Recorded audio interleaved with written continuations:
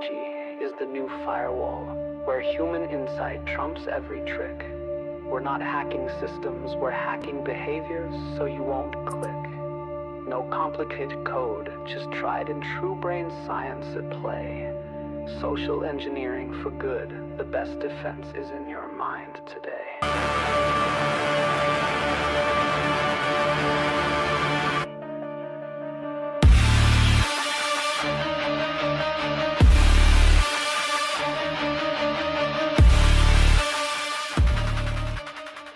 Hello and welcome to Phishing for Answers, where the carrot beats the stick and we flip the script on the bad guys, turning humans from easy targets into the strongest line of defense. The views and opinions expressed on this podcast belong solely to the hosts and guests and don't necessarily reflect those of their employers or sponsors.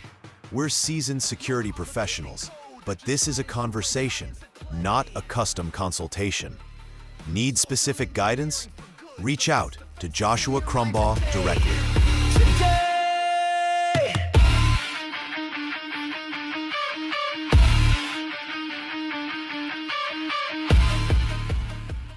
Get ready. Phishing for Answers starts right now. Hello and welcome to another episode of Phishing for Answers. It's actually been a minute since we had an episode, sort of in the off season, about to start back up. So we'll just call this the first episode of season 2. But today we have with us Amy Diestler, correct? Yes, you got it. The CISO over at the University of Wisconsin-Madison School of Medicine. And public health, yep. And public health, yes. Okay. I forgot what the PH stood for in it. That's okay. Well, why don't you tell us a little bit about yourself? Yeah, thanks so much. First of all, your intro is awesome. I love that so much. So that's great. I'm Amy Diestler. I am the Chief Information Security Officer for the School of Medicine and Public Health at the University of Wisconsin-Madison. So I think my career, it maybe started out a little bit, maybe not your traditional trajectory into becoming a CISO. My undergrad is actually in accounting, and I actually became a financial auditor for a little while. And so while I got to do that, that was kind of where I got the opportunity to try out IT auditing. And so while I was doing IT auditing, that was kind of my first experience into the world of cybersecurity, the world of governance, risk management, and compliance specifically. And so because of that, I really realized that I really enjoyed that a lot more than financial auditing. And so I kind of pivoted for my career and did a little bit of the IT auditing and consulting for a number of years. At that point, then I realized that with all the travel, I wanted to try something a little bit closer to home. So I moved into more of the governance, risk management, and compliance space specifically. And then realizing that I had kind of missed, as part of the auditing and consulting, I had an opportunity, to really grow staff members, have kind of a team, and I really kind of missed that. And so decided to pivot to the School of Medicine and Public Health, where I was the governance, risk management, and compliance manager for a few years, and then kind of made my way up to Chief Information Security Officer. So yeah, that's a little bit more about me. Yeah, very cool. I think that's pretty common where, well, I mean, let's be honest, cybersecurity degrees are relatively new. Right. And I think run into more people that had their undergrad in something other than information systems than I do people that had, that information systems undergrad that are in this space. I know I'm that way. My undergrad was in marketing and advertising, which you would think doesn't relate until you start getting into awareness and education. And then all of a sudden you realize, wait a second, that degree is not completely worthless. Or at least that's how it went for me. Yeah, absolutely. I would say for accounting too, right? Like, I think a lot of you can fully relate to this, I think, with your marketing background, but also what you're doing with, phishing and all the human behavioral stuff, I'll say as well. But, especially the auditing and the consulting, that requires a lot of people skills. And so I think there's a lot of times where you think that you're not, what did my undergrad really prepare me for? Critical thinking. How do I use those skills? What does that look like, right? And so there are times very much so where I use a lot of the skills that I built when I was doing auditing and consulting, where it's looking at a workflow, understanding how to make it better. And someone said to me the other day, sometimes your job is just to ask questions and ask the right questions, essentially. And I thought that was so key of kind of going back to my auditing consulting days, where did I ask the right question to get to the right answer for the client, essentially kind of deal. So totally agree. I think that there are a lot of transferable skills that I don't think folks always realize either.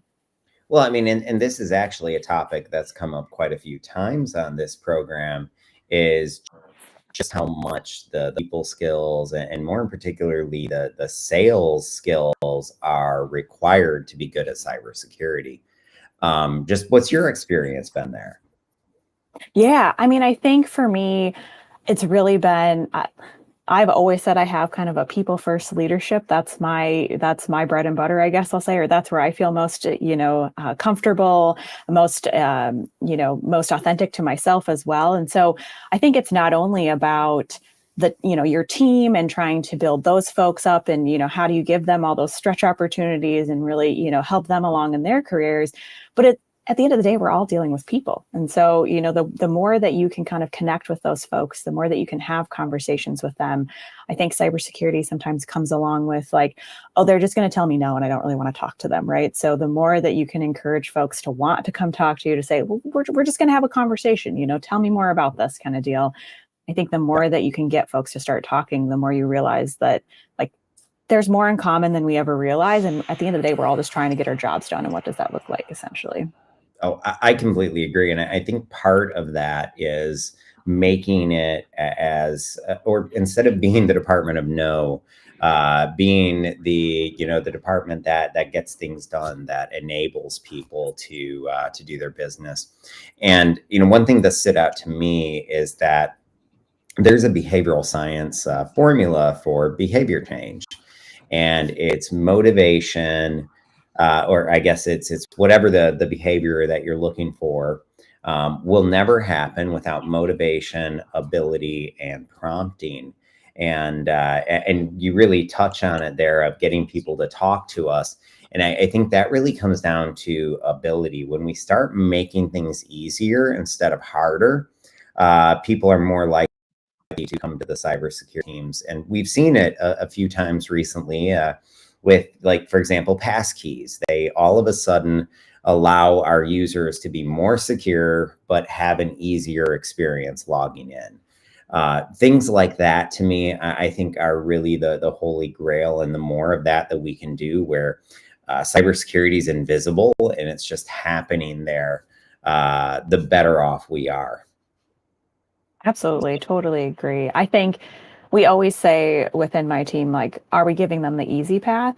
Is the easy path also the secure path, essentially, right? Or am I making them climb a mountain and now they're like, I've gotten halfway up and I don't really want to go this way, kind of deal.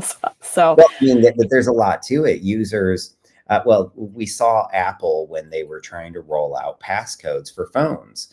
They got to, I think, a 48% adoption, and they just plateaued. They could not get beyond that. And so at the point they implemented Touch ID, and all of a sudden jumped up to almost double. I think it was like, or over double, like 80, not over, but almost double, 86% or something like that. So just incredible numbers. And then when they introduced Face ID and made it even easier, they saw another drastic bump. So I think, we can all learn from their example there, where, for too often we've made cybersecurity more and more difficult. And that's fine. But I like the new trend where we're all of a sudden making it invisible and easier.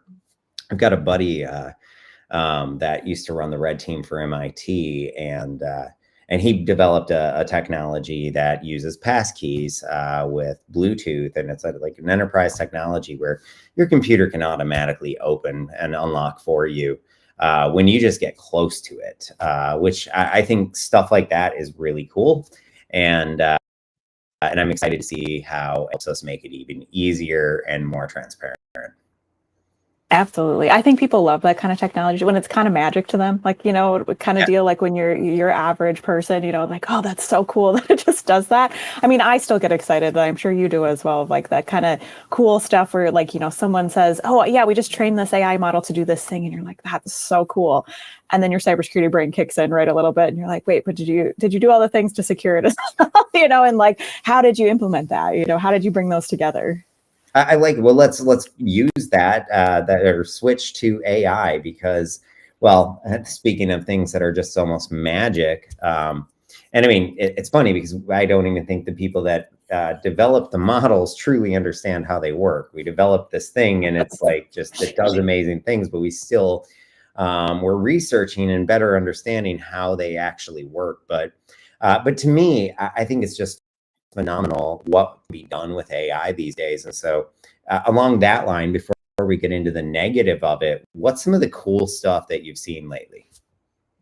Yeah, I think some of the cool stuff, and I will say being in, higher education, I think sometimes we have a little bit more caution when it comes to some of the new things, especially around, AI and things like, I'll just say new technologies in general. But some of the cool things we've been using it for has really been around, our risk assessments and how do we make those faster and better, essentially, like, and how do we train new folks around risk assessments? How do we get plain language? That's been a really key one for us, is just using it for plain language to be able to share with folks, especially.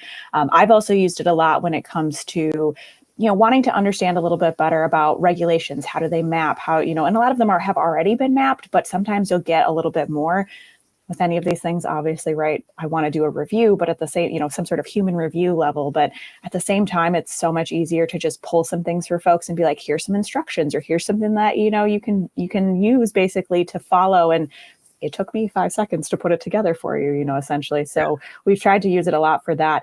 I would love to see in the future where we start going a little bit more of the agentic AI and kind of having some sort of agent that you can interact with to be able to say, here's what I think your risk is, kind of deal. And here's why I think that, you answer some questions and it'll kind of spit something out for you. So I'd love to see that in the future for us. Yeah, and I'm seeing a lot more of that agentic insight where just like you can talk to Chat GPT and now connect it to your different applications and whatnot. I know we use Google Workspace, and so I have Gemini, and I can say, hey, Gemini, create this appointment, throw it on my calendar, and it does it. Like I'll say, well, break this into 6 different appointments because it's very complex. We're going to need some pre-meetings. And it's just like that. When I can't find an email, go to Gemini and be like, hey, can you find this email? And it finds it. And I'm like, I don't know how you found it because I've been digging for this thing for 10 minutes. Right. But I think some of that stuff is just phenomenal. And I've seen that, for people that are beginning to learn to harness it, you see these 2, 3, 5x, improvements in speed and, time to market and stuff. But I've also seen, those people that really master it where they're, producing what, one person producing what 100 people could produce. And so that to me is really exciting too, because, being a founder of a startup, I will say that it really levels the playing field from a technology standpoint, from a customer support standpoint. I mean, there's just so much that it can do because really the only limit to what it can do at this point is our imagination. Absolutely. Yeah. And speaking kind of outside of, just the cybersecurity space of using AI as well, with the School of Medicine and Public Health, some of the most amazing things are happening with them being able to analyze so much more data on a larger scale, being able to make correlations that they've never been able to make before. We have a number of researchers who are doing some really cool research in relation to using AI and how it's going to make it better for, folks across the board when it comes to healthcare as well. Oh, yeah. But one use case that I saw, I was talking to the head of, I don't know, one of the Canadian healthcare places. I forget which one, but their government healthcare organization. And they said that they had piloted in quite a few of their hospitals where the doctor didn't have to actually go in and put in any notes. So they had AI, I guess, listeners or ears in, and it's capturing everything that's happening. It's automatically putting everything into the health management system, and it's making sure that the doctor has that, quick bulleted list of what they need to know about that patient history going in. And they said they're saving like between 5 to 15 minutes per patient. And that's just tremendous savings. Yeah. And, when you multiply it, once you get it to scale, and I don't think anyone has that fully to scale yet, but I'm excited to see, how it'll improve healthcare, because as a patient, I hate the waits. Yes, I went to my primary care appointment and they had something similar. And I remember, I thought this was speaking back to like the human behavior kind of thing. It was so funny. I was talking with my, general practitioner, and she was, saying to me, like, I just don't trust it. Like, she's like, I know it's giving me the notes, and everything, but she's like, I like to read through them at the end because I just want to make sure like it hasn't captured anything I don't want it to, and everything. And I thought, oh my gosh, this is great human behavior, right? From like a cybersecurity perspective of wanting to like double check that everything's good, that I know everything. But to your point, she's like, is it making my life easier? Absolutely. Do I trust it? No, not at all. Kind of deal. And I just thought that was such a juxtaposition of when it comes to AI. Well, I think it's a shift in thinking for the average employee. For managers, they already think like managers, but for the average employee, they can now spin up 10, 15, 20 different AI employees that go out and work for them and do their tasks for them. And so I think it becomes more of a, how would I manage this job if it were a set of humans? How do I manage quality assurance when it's coming in? How do I make sure that anything being pushed to production is, what I want it to be? So I think it's a shift in mindset as well as we start to have these AI employees. Absolutely. I also find it interesting how much I've seen, cybersecurity, when I started, it was like almost like a bad word, and like we didn't really talk about it kind of deal. And now I feel like, I think I just got from my bank the other day, like, October Cybersecurity Awareness Month, here's how you should stay safe, kind of deal as well. So I feel like it's just so much more across the board where you're seeing it more places, which I think really speaks to some of the things in your framework as well around like seeing it often, and like in other places. And so I'm like, oh, good. It doesn't just have to be me, right? And so like hearing my general practitioner be like, yeah, I don't really trust it. I want to take a look at it kind of deal. I'm like, oh, that's such a shift in a mindset, I think, for humans when it comes to cybersecurity as well. My general practitioner still writes everything by hand, won't use a computer. But I don't worry about a data breach. And well, I mean, I've been in so many data breaches. There's one I don't have to worry about unless they physically can, like the people did at the Louvre the other day.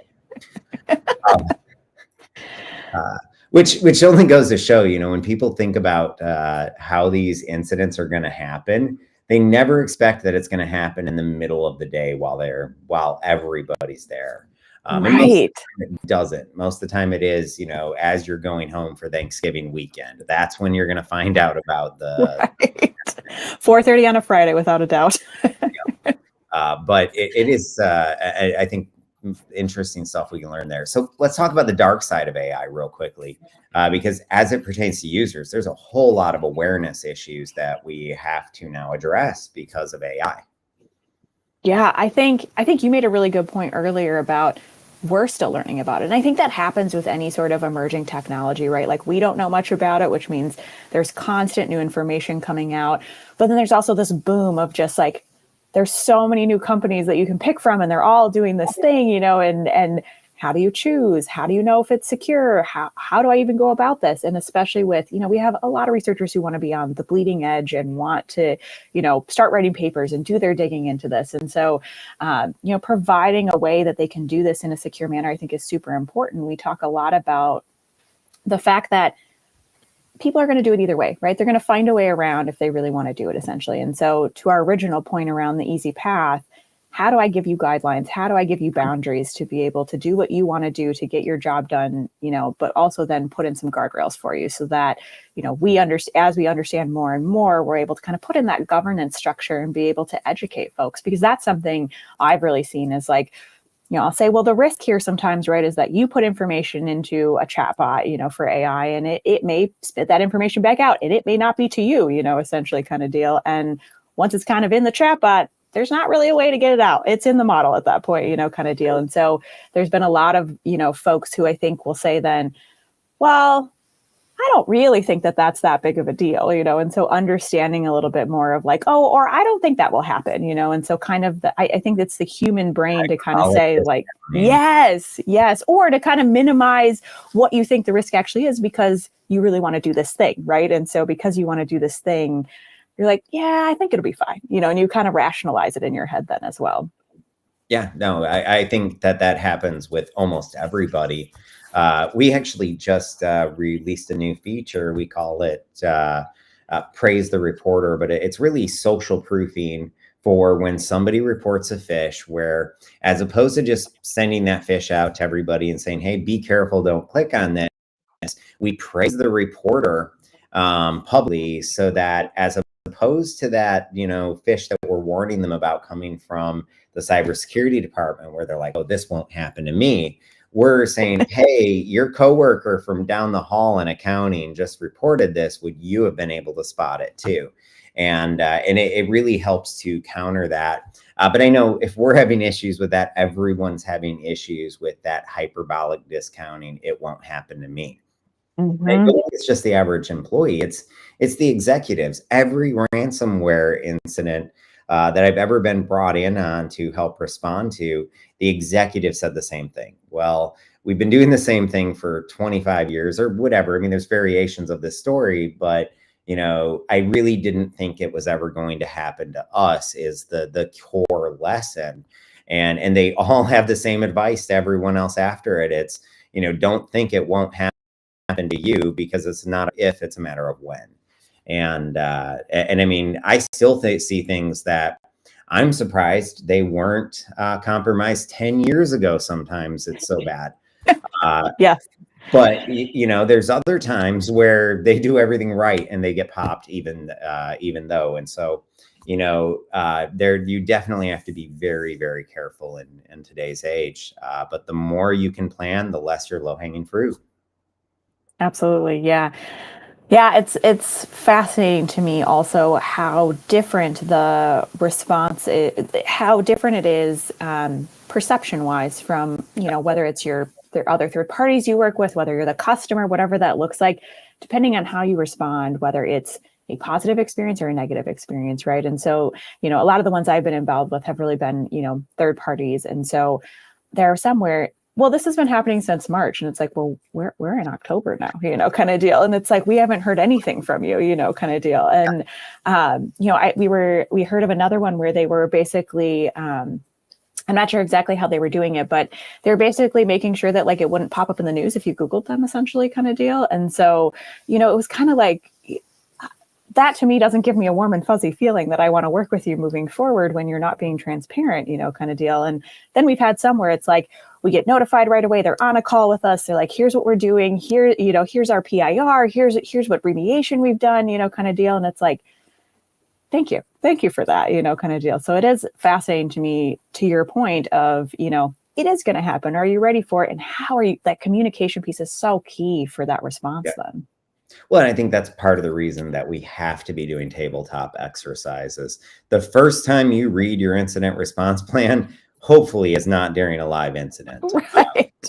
But too often it is. And I make the joke about it being the first time you read it. But I mean, most people on the team will have at least skimmed through it or read parts of it or even most of it. But you don't truly understand that incident response plan until you've sat down and you've tried it out. I think that the outage that we had yesterday is a great example of how terribly things can go wrong. Now, we probably shouldn't have put the entire internet on US East 1. But jokes aside, it's a great example of being prepared for and ready for any type of threat that can come. And that can be just as simple as a massive outage too. How are we going to communicate to our customers, to our users, to our staff? you name it, what's going on and how we're remediating. And I do think that's critical, because you already take that hit to trust because you're having the incident. If you don't communicate well, that's a double red flag. And I don't know of a lot of business relationships that make it through too many of those glaring red flags. So, sure. Yeah. And go ahead. Were you going to move to another topic? Pivot subjects a little bit here, because you, I guess, had touched on a little bit. I forget what you said that made me think about it. But one of the things that I've tried to focus on in my career is creating a positive experience for the user. And I get the impression that you're the same way, but I have to ask the question, carrot or stick, and why, if you only had to choose one? Yeah, if I only had to choose one, it would definitely be the carrot. We've talked a lot about creating the easy path, but I also think that at the end of the day, people want to feel valued. They want to feel like they're contributing to, a larger mission, whatever that is. And I think really seeing it in research and some of the cool things that, come out of research, especially, I want to help grow that, and so I think for me, that happens with the carrot, that happens with saying, how do we collaborate with you? How do we work with you? So, I don't think those things get done when it's the stick. I think people just, kind of, to me, that has never been a motivator. And I don't see that in other folks that's a motivator, right? People don't feel valued when you use the stick, essentially. They don't feel like they are able to contribute, like you're coming to the table, and so I have not seen a positive response from folks when you use the stick.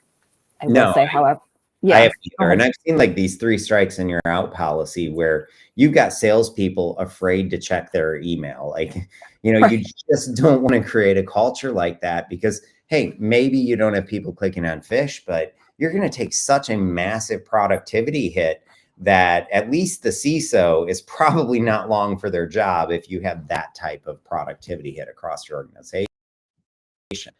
So I do think there's that, but it's also, it's what our moms all taught us growing up. You catch more flies with honey than with vinegar. And I think it's really true, particularly with users, when we, how we approach them and what we do with them. So along that line, one of the things that I've tried to do a lot is reward users. And I've learned over the years that monetary is great, but there, a kudos goes a long way as well, and it's completely free. So just what do you do to motivate your users and, congratulate them and reward them? Yeah, I totally agree that like sometimes it's just a simple email. It's a simple, hey, thank you so much for reporting, or, thank you so much for talking through this incident with me, kind of deal. I think people already come with shame and embarrassment if they've clicked on something, if they've done something that they perceive as to be wrong, in some way, shape, or form, or, someone's trying to grill them on questions, I think you get nervous, and I think that's totally normal. And so sometimes it's an email. Sometimes we have, some newsletters that will have an option for like kudos that you can put in. So sometimes we'll throw, names in there of folks who, really collaborated with us and things like that. And honestly, sometimes it's just even just making some space and time to like talk with that person. I know every CISO and a lot of folks, I should say, within cybersecurity, their calendar is full every single day, kind of deal with meetings and everything else. And so some of the feedback I've gotten is just like, thanks so much for taking a half hour out of your day to like talk with me about this, kind of deal. And so I think it's, again, you feel valued, like you said, when you have the kudos, but also when you have virtual or whether in person, but face-to-face time and like just talking with someone, they recognize on a human level, we're just, how do we work together? How do we move forward, essentially? Oh, I couldn't agree more. I think that those human relationships are really critical. That's one of the things we try to build in our awareness programs. We've gamified it where we tell users we're going to phish them so that if they fall for it, it's not a negative thing. But our goal isn't to catch them clicking and to lecture them or tell them how bad they're doing. Our goal, really, our primary goal anyway, is to catch them doing the right thing and praise them for it. So I'd much rather say, hey, great job reporting that email than, oops, you clicked, here were some of the red flags. And I think that too often we focus on catching them doing the wrong thing instead of catching them doing the right thing. And I think that's just a critical change in mentality that that we can take for our programs to just overall make more effective. Yeah, absolutely. I think that's kind of flipping it. Yeah, I know. I think that goes back to like the carrot and stick question, right? Essentially around that you're trying to make sure it's almost that behavior of reinforcing the good behavior versus reinforcing the bad behavior, right? And I think sometimes when we tend to go more towards of like, well, here are the things you did wrong, kind of deal. I think sometimes those defense walls automatically go up and they haven't heard or looked at or understood a single thing that you have said after you said, well, you did this wrong, kind of deal. Most people have a little bit, everyone's a little bit anti-authority. They're varying levels, right? Yes. But the second somebody messes up and I say, okay, well, you're a bad, employee and you've got to go do this training. They might do the training. They probably will because they don't want to lose their job, but they don't hear anything because they're just going through the motions to get it over with.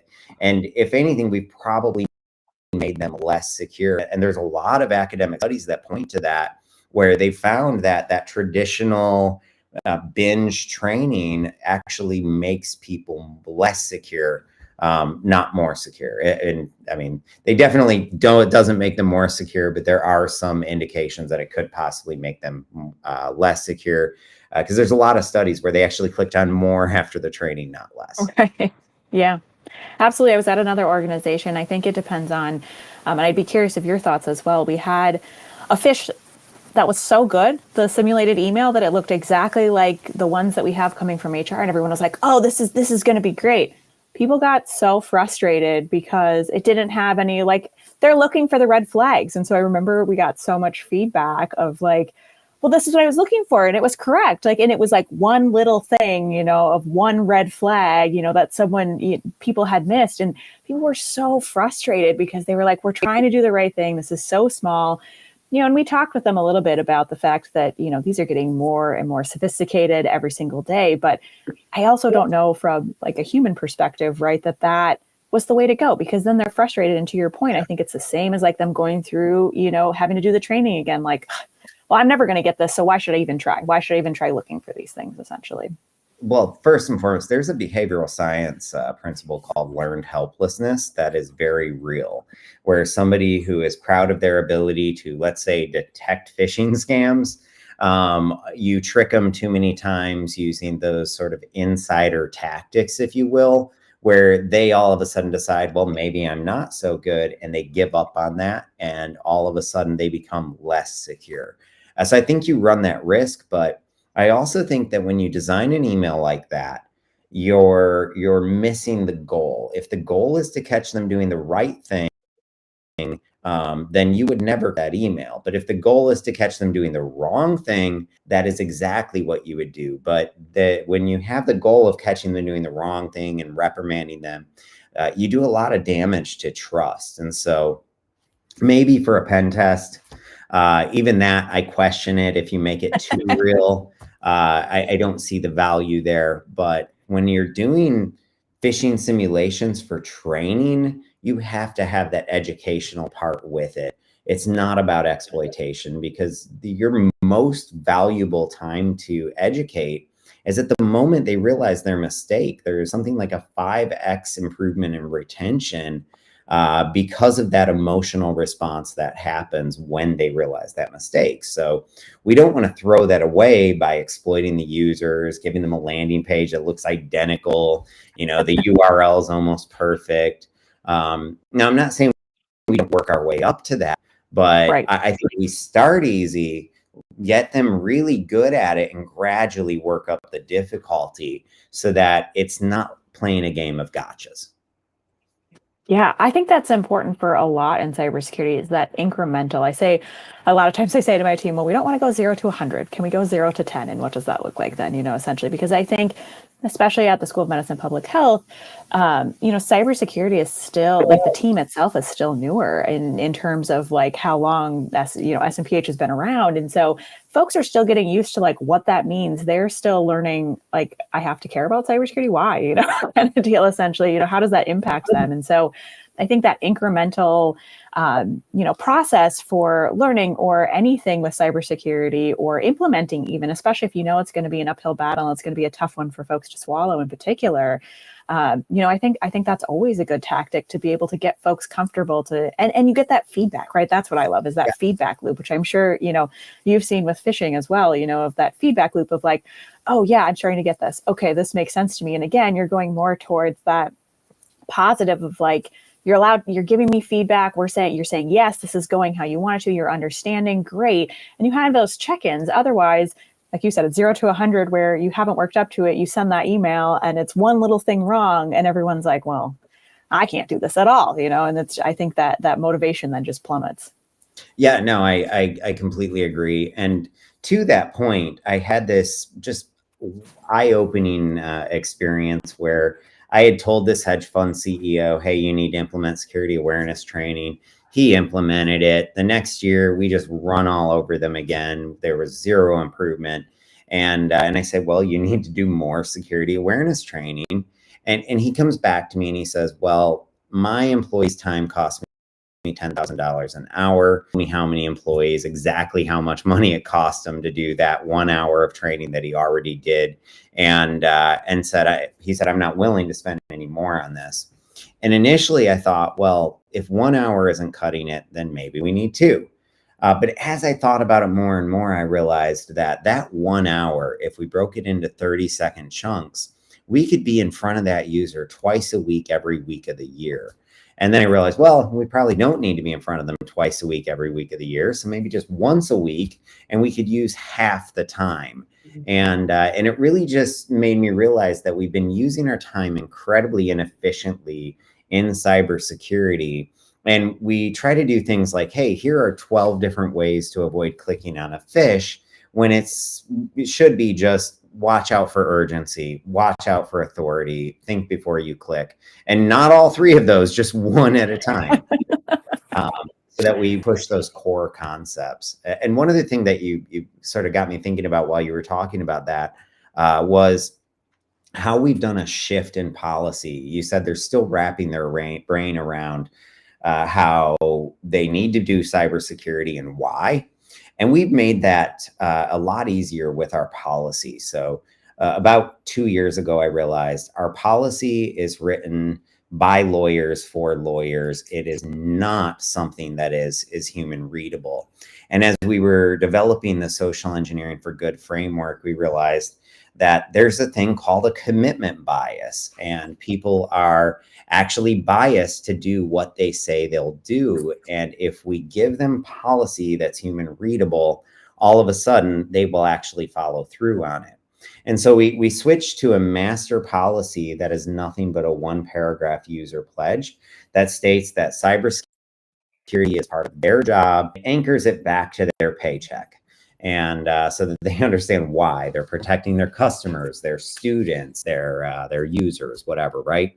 And they sign that, and then all the rest of the policy are these, at most 10 bullet points, human readable documents that are sort of put in ad hoc. So you've got your, acceptable use or remote work or whatever, right? And we've seen a drastic improvement in overall awareness just simply by changing how we did our policy. And I love NIST, but I think they did us a little bit of a disjustice with all those policy templates. They looked great, but I think maybe they weren't so great. That's what I'll say about it. But yeah. I love that. I totally agree. We've talked a lot about within my team around, who's the audience and how do we make this plain language? We have a number so we've kind of gone through with guidance documents. We have so much policy across higher education, I will say in general, but also at UW Madison and SMPH. And so I always say those policies are for the auditor when they come, kind of deal, kind of like you're saying, like with NIST, like those are for the auditor. What do we actually want for the end user? And what does that look like for your average person? How do we use plain language? How do we understand them as an audience? How do we get feedback from them on all of those? We've kind of gone the route of guidance documents, like here's your easy path. Here's what that looks like at SMPH. Here's how you should be doing that essentially. And we've seen a lot of increased traffic to looking at those of like, oh, okay, this is how I do it. Great. I want to do the right thing. I just don't know what the answer is. And I don't know where to go find that answer. So as long as I can get you to, hey, I can find you that answer. Here's where you go to look for it.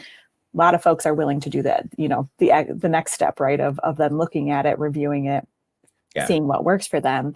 But I totally agree that, basics. I want basics here. I don't need you to be a subject matter expert in cybersecurity in any way, shape, or form. I just need you to understand the basics, but we do not do a good job of showing that on paper or documents, and especially not in policy.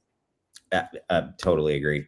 Well, unfortunately, we are out of time today. Any final thoughts for the audience before we wrap up? Oh, I just think, don't let someone put you in a box. I will say I'll leave you with a story. When I was in college, I took a leadership course, and my professor at the end, the final thing was to write a paper on, we researched all the leadership styles and, figured out, all the different things related to them. Final paper was to basically write what your leadership style was. And I remember saying, well, I don't really fit into any of these boxes. Like none of these styles really fit me of how I want to lead. And I put a couple together, and I remember a professor saying I was the first person who ever said, I'm not just going to write on, what I think the leadership style is that I'm going to create my own leadership style. So I'll leave you with that. That sounds like you're creating your own path with your framework and, how you're moving forward with phishing awareness. And I hope also that to the audience, then you create your own leadership styles moving forward. Thank you so much. It's been an absolute pleasure. And welcome back, everyone, to season 2. And we're looking forward to all the new episodes. Have a great day, and we'll see you next time. White text, black screen, email looking clean. Hey there, urgent thing, click here, don't be mean. Big prize, fake links. Oh, it's quite a scene. If you don't look close, you'll lose your whole machine. Oh no, they gotcha. Sending